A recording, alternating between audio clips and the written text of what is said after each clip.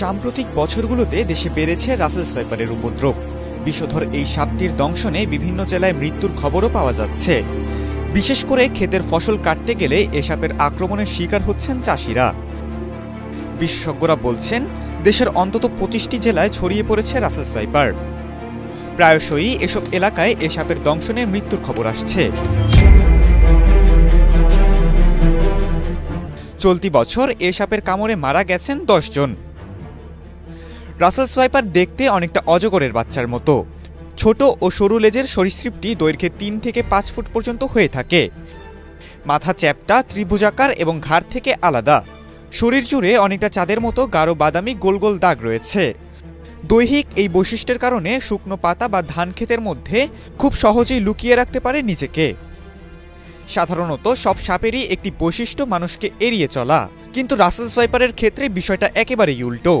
এরা মানুষ দেখলে আরও আক্রমণাত্মক হয়ে উঠতে পারে।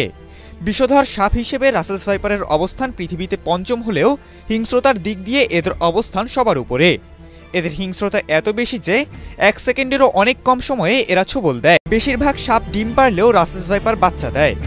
গর্ভধারণ শেষে স্ত্রী রাসেল সোয়াইপার সাধারণত ২০ থেকে ৪০টি বাচ্চা দেয়, তবে ৮০টি পর্যন্ত বাচ্চা দেওয়ার রেকর্ড রয়েছে।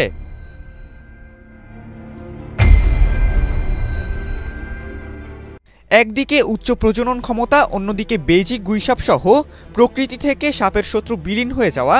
আবার ইঁদুর, ব্যাঙ রাসেল সোয়াইপারের প্রিয় খাবার, যা ফসলের খেতে থাকে। ফলে ওইসব জায়গায় সাপের পর্যাপ্ত খাবারের উপস্থিতি থাকায় বাড়ছে রাসেল সোয়াইপার। এরা সাধারণত দিনের বেলায় সক্রিয় থাকে এবং এ সময়ই বেশি মানুষকে আক্রমণ করে।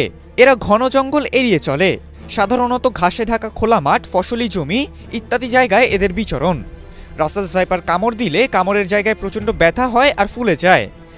কয়েক ঘন্টার মধ্যে আশেপাশের জায়গাও ফুলে যায়। বিভিন্ন মেডিকেল জার্নাল থেকে জানা যায়, রাসেল সোয়াইপার কামড় দিলে ৭২ ঘন্টার মধ্যে রোগীর মৃত্যু হয়।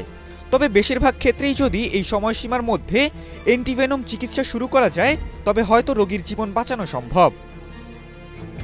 বিশ্ব স্বাস্থ্য সংস্থার প্রতিবেদন অনুযায়ী আমাদের দেশে বছরে অন্তত ৫,৮০,০০০ মানুষকে সাপে কামড়ায়, যার মধ্যে অন্তত ৬,০০০ মানুষ মৃত্যুবরণ করেন। আর গত ১ মাসে দেশের বিভিন্ন অঞ্চলে, এমনকি ঢাকার আশেপাশেও দেখা গেছে রাসেল সোয়াইপার। এদের কামড়ে ইতোমধ্যে মানুষের মৃত্যুও হয়েছে। খালিদুল ইসলাম তানভীর, এটিএন বাংলা।